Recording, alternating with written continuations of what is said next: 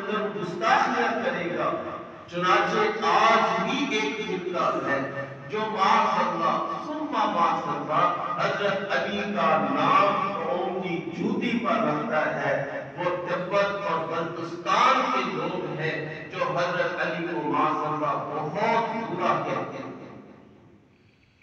اور ایک فرقہ وہ ہے جنہوں نے حضرت علی رضی اللہ تعالیٰ عنہ کو معاذ اللہ خدا کا درجہ دیا.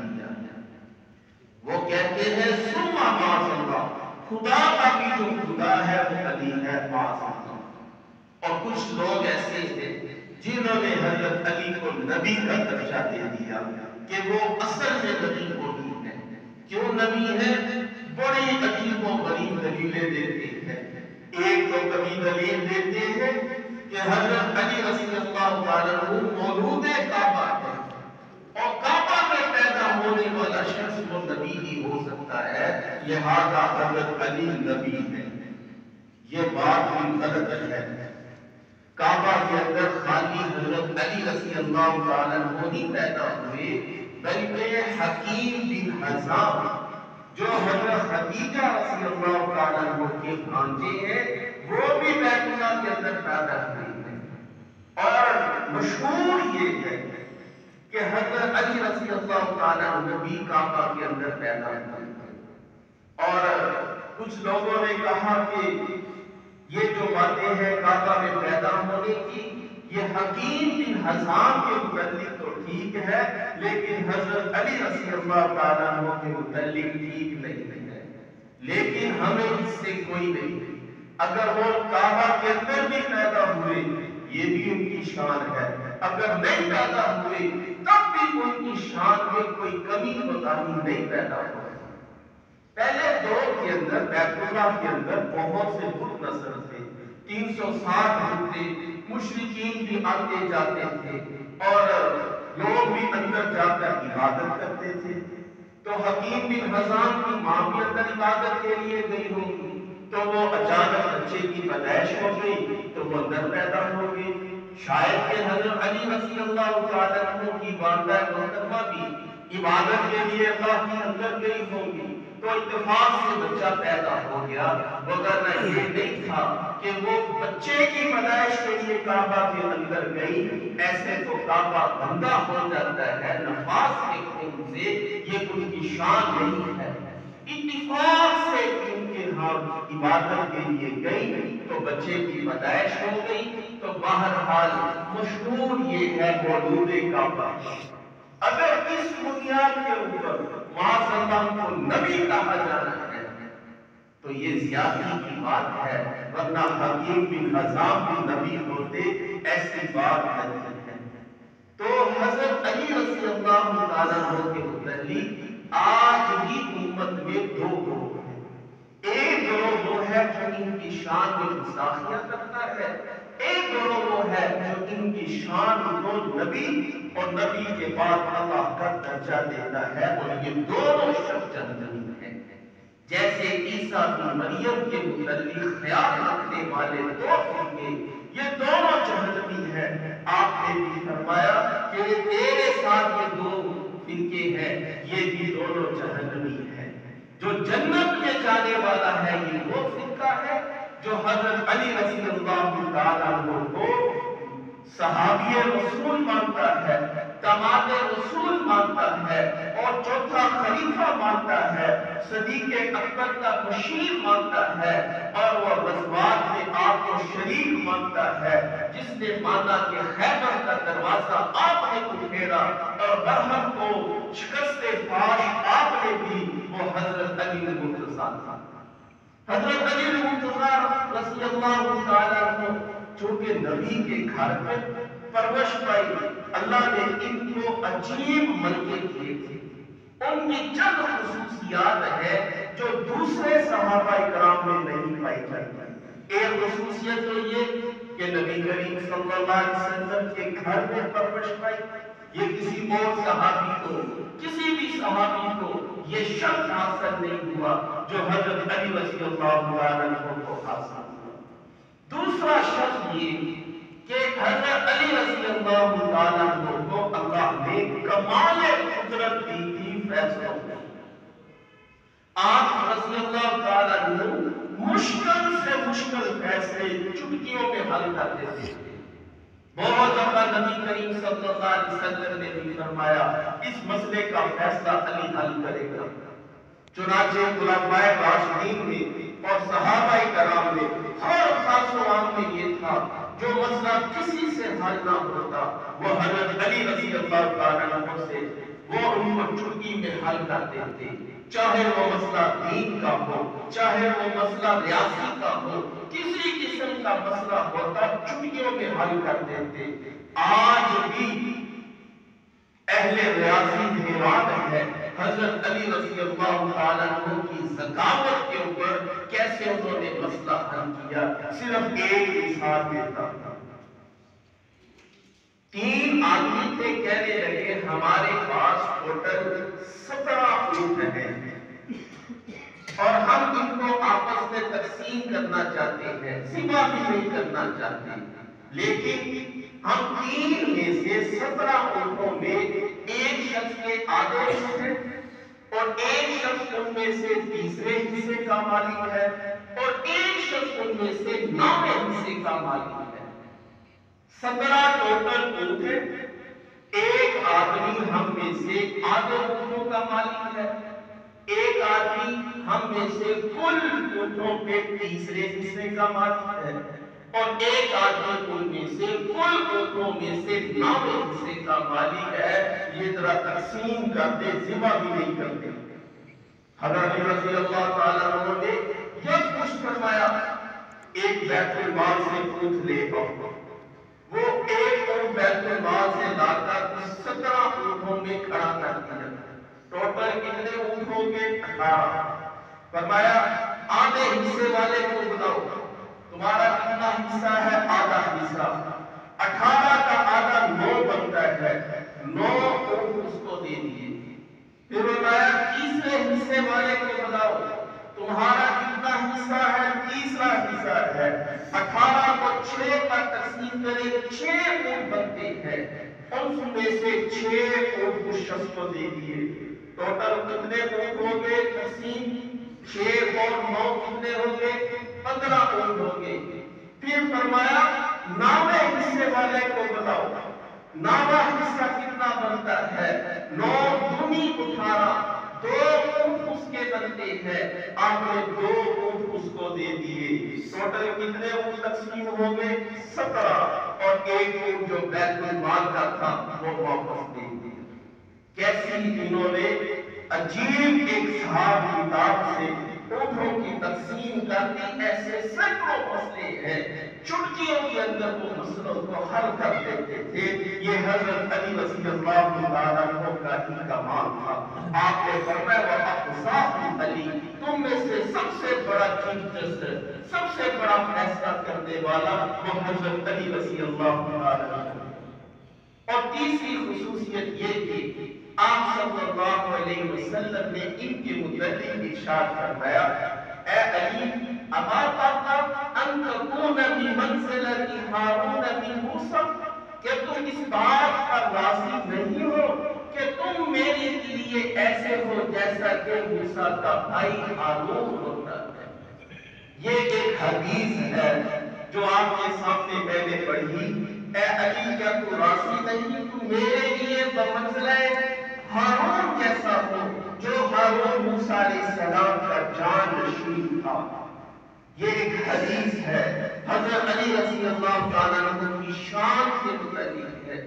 بہت سے لوگ اس حدیث کی بنیاد پر یہ دعویٰ کرتے ہیں کہ آپ صلی اللہ علیہ وسلم کا پہلا خلیفہ حضرت علی کو ہونا چاہیے، کیونکہ موسیٰ علیہ السلام کا خلیفہ وہ ہارون علیہ السلام کے بلا واسطہ، وہ علی کی خلافت بلا واسطہ، آپ کی خلافت بلا واسطہ علی کے لیے ہونی چاہیے تھی۔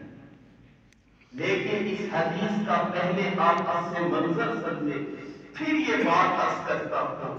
اور پہلی بات یہ کہ موسیٰ علیہ السلام کی زندگی میں ہی ہارون علیہ السلام فوت ہو گئے تھے۔ ہارون موسیٰ علیہ السلام کی زندگی میں فوت ہو گئے تھے، جب فوت ہو گئے تھے تو مشابہت پوری نہیں پائی جاتی. کیوں؟ جب مشابہت پوری نہیں پائی جاتی تو ہم یہ نہیں کہہ سکتے کہ علی رضی اللہ تعالیٰ عنہ پہلے خلیفہ بننے کے حقدار تھے. اس حدیث کا پس منظر سمجھیے. نبی کریم صلی اللہ علیہ وسلم نے اپنی زندگی میں 27 لڑائیاں لڑی اور 26 لڑائیوں میں حضرت علی آپ کے شاندار آپ نے لڑائیاں لڑی. ایک غزوہ تبوک تھا جس میں مسلمان 30,000 تھے. رومیوں کے ساتھ لڑائی تھی جو 1 لاکھ کا لشکر تھا. آپ صلی اللہ علیہ وسلم نے لشکر روانہ کیا اور اپنا شہر مدینہ کے اندر حضرت علی رضی اللہ تعالیٰ عنہ کو اپنا نائب مقرر کر دیا. تم پیچھے شہر کی حفاظت کرو گے.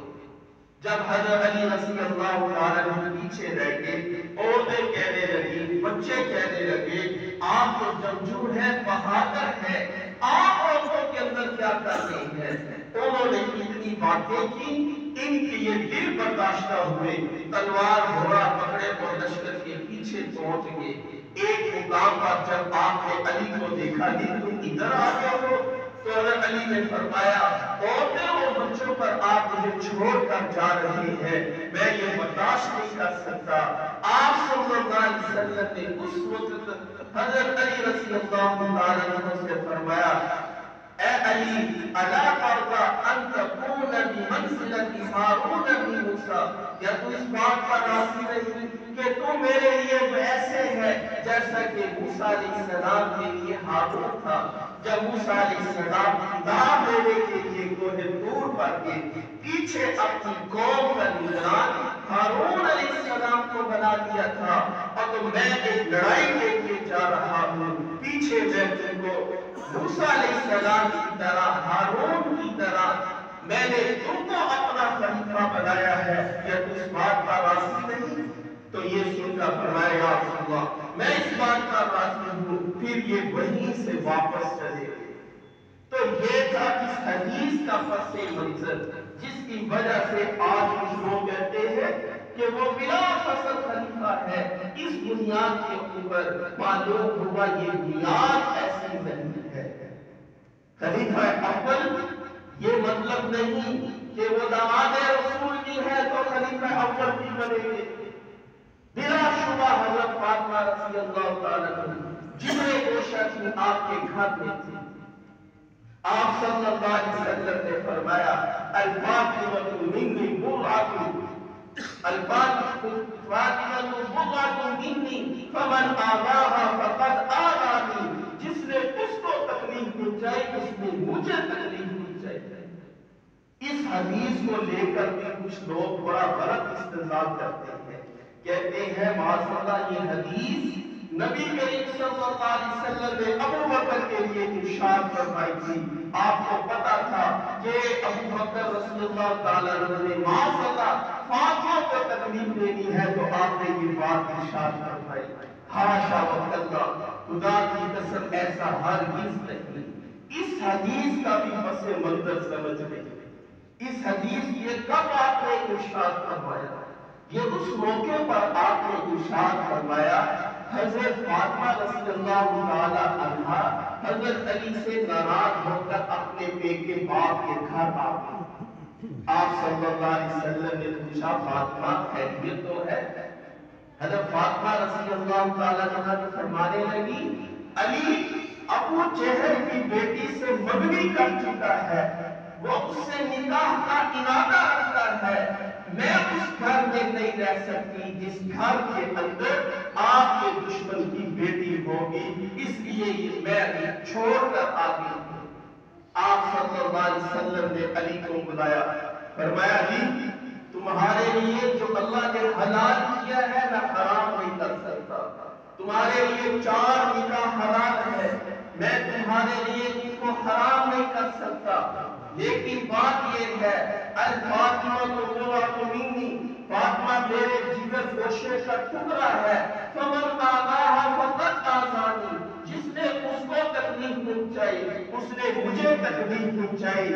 اس دوسری سوتن کے آنے سے فاطمہ کو تکلیف تکلیف ہوگی اور فاطمہ کی تکلیف میری تکلیف ہے، یا تو تم فاطمہ کو چھوڑ دو یا اپنا ارادہ چھوڑ دو۔ تو حضرت علی رضی اللہ تعالیٰ عنہ کو جب یہ حقیقت پتہ چلی، فرمایا یا رسول اللہ میں ابو جہل کی بیٹی کو چھوڑتا ہوں، فاطمہ کو نہیں چھوڑتا۔ اس موقع پر آپ نے یہ ارشاد فرمایا کہ یہ فاطمہ میرے جگر گوشے کا ٹکڑا ہے، تم انصاف نہیں کر سکو گے، اس کو تکلیف ہوگی، مجھے تکلیف ہوگی، تیرے ایمان کو خطرہ ہوگا، لیکن ساتھ مسئلہ بھی بیان کر دیا آپ نے، میں تیرے حلال کو حرام نہیں کر دیتا، تجھے شوق ہے تو فاطمہ کو چھوڑ دو۔ اس موقع پر آپ صلی اللہ علیہ وسلم نے یہ حدیث کو ارشاد فرمایا۔ تو ایسی بات نہیں کہ یہ تو ابو بکر صدیق کے لیے فرمایا تھا۔ تو بہرحال حضرت علی رضی اللہ تعالیٰ عنہ کے بے شمار فضائل و مناقب ہیں، اور جو آدمی جتنا بڑا فضائل اور مناقب کا حامی ہوتا ہے اس کے دشمن بھی اتنے زیادہ ہوتے ہیں، اور اس کو زمین سے آسمانوں تک لے کر جانے والے بھی زیادہ ہوتے ہیں۔ اس لیے ہمیں اعتدال کی راہ اختیار کرنی چاہیے، اور وہ اہل سنت والجماعت کی ہے۔ اہل سنت والجماعت کی سمجھ کی ہے حضرت علی رضی اللہ تعالیٰ عنہ چوتھے خلیفہ ہے، عظیم الشان صحابی ہے، ایسے فضائل و کمالات میں ہے جو عام صحابہ میں نہیں پائے جاتے، اور ابو بکر صدیق حضرت عمر فاروق اور عثمان غنی سے بڑی کثرت سے محبت کرنے والے تھے۔ اس کی محبت کی دلیل یہ ہے حضرت علی رضی اللہ تعالیٰ عنہ کے 16 بیٹے تھے، 20 بیٹیاں تھیں، ان 16 بیٹوں کے نام ابھی آپ پڑھیں، آپ کو ملے گا ایک کا نام ابو بکر ہے، ایک کا نام عمر ہے، کسی کا نام عثمان ہے، ایک بیٹے کا نام معاویہ ہے۔ اب بتاؤ اگر علی کی معاویہ سے دشمنی ہوتی، کیا کوئی کسی دشمن کا نام اپنے بیٹوں کے ساتھ رکھ سکتا ہے؟ ہرگز نہیں رکھتا۔ ایک شیعہ کہنے لگا وہ اس لیے نام رکھے تھے ابو بکر صدیق عثمان معاویہ تاکہ دشمن کی یاد ہمیشہ تازہ رہے، تو اس لیے نام رکھے تھے۔ تو بزرگوں نے کہا کہ تو تم بھی اپنے بیٹوں کے نام، ایک کا نام شیعہ رکھ دو، ایک کا نام یزید رکھ دو، ایک کا نام ابن زیاد رکھ دو، اور پھر ان کو خوب مارا کرو تاکہ دشمنوں کی یاد بھی رہے، تیرا غصہ بھی ٹھنڈا رہے۔ دشمنوں کے نام پر کوئی بندہ اپنے بیٹوں کے نام نہیں رکھتا۔ یہ حضرت علی رضی اللہ تعالیٰ عنہ بھی تھے کہ ابو بکر صدیق کی جب وفات ہوئی تو اسماء بنت امیس جو ابو بکر صدیق کی بیوی تھی، جنہوں نے حضرت فاطمہ کی 6 مہینے تیمارداری کی، جنہوں نے غسل کیا، اور جب ابو بکر صدیق فوت ہوئے تو انہی کے ساتھ شادی حضرت علی رضی اللہ تعالیٰ عنہ نے کی۔ کیا کوئی دشمن کی بیوی سے شادی کرتا ہے؟ ہرگز نہیں کرتا۔ پھر حضرت عمر اور علی کا آپس میں پیار ہوتے، حضرت عمر رضی اللہ تعالیٰ عنہ نے فرمایا کہ میرا دل چاہتا ہے کہ میں خاندان نبوت کے ساتھ جڑ جاؤں، آپ کی بیٹی سے شادی کرنا چاہتا ہوں۔ حضرت علی رضی اللہ تعالیٰ نے اپنی بیٹی کی شادی حضرت عمر رضی اللہ تعالیٰ عنہ کے ساتھ کی، باوجود یہ کہ وہ عمر میں بڑے تھے اور وہ چھوٹی عمر کی تھی، محبت اتنی تھی کہ ان کو اپنا داماد بنایا۔ مجھے بتائیے کیا کوئی دشمن کو اپنی بیٹی دیتا ہے؟ ہرگز نہیں دیتا۔ اور یہاں آ کر کچھ لوگ بھی شرمندہ ہو جاتے ہیں اور کہتے ہیں یہ سب سے پہلی لڑکی تھی جو اسلام والوں نے ہم سے چھین لی تھی۔ کتنے افسوس کی بات ہے، جن کو تم شیر خدا کہتے ہو ان سے عمر نے بیٹی چھین لی۔ آج تم کسی آدمی سے کوئی بیٹی چھین کر دکھاؤ، وہ تمہیں اپنی طاقت کا مظاہرہ کرے گا، یا تو علی کو شیر خدا نہ کہو، مشکل کشا نہ کہو، یا پھر مان لو ان دونوں میں گہری محبت تھی۔ تو بہرحال اہل سنت یہ سمجھتی ہے حضرت علی کا ابو بکر صدیق سے بڑا پیار تھا، ان کا آپس میں بڑے گہرے خاندانی تعلقات ہے۔ حضرت عمر رضی اللہ تعالیٰ عنہ کے ساتھ ساتھ کی ہے، حضرت عثمان غنی کے ساتھ کی ہے۔ یہی اہل سنت والجماعت کا عقیدہ ہے۔ حضرت علی رضی اللہ تعالیٰ عنہ خاندان نبوت میں سے ہے۔ ہم آپ کے ساتھ ایک مدینے کی نسبت لگ جاتی ہے، شہر مدینہ کی نسبت آپ کے ساتھ ہوتی ہے، شہر مدینہ ہمیں عزیز ہے۔ تو اگر آپ کے حضرت علی کے ساتھ اگر نسبت ملے خاندان کی تو ہمارے لیے نور علی نور ہے۔ صحابی رسول کی نسبت بھی بہت اونچی ہوتی ہے، اگر خاندان رسول کی نسبت بھی مل جائے تو وہ نور علی نور ہوتی ہے۔ تو بہرحال حضرت علی رضی اللہ تعالیٰ عنہ کا تمام صحابہ سے بڑا گہرا پیار تھا، اور یہاں تک کہ جب حضرت فاطمہ کی وفات ہوئی تو ابو بکر صدیق نے علی سے فرمایا کہ تم ان کے شوہر سے آپ ہی جنازہ پڑھائے۔ ابو بکر صدیق کے الفاظ ہے، ترمذی شریف کے اندر موجود ہے، فرمایا جس قوم کے اندر ابو بکر جیسا آدمی موجود ہوگا اس قوم کے لیے مناسب نہیں کہ وہ آگے وہ پیچھے اس کی جنازہ پڑھے۔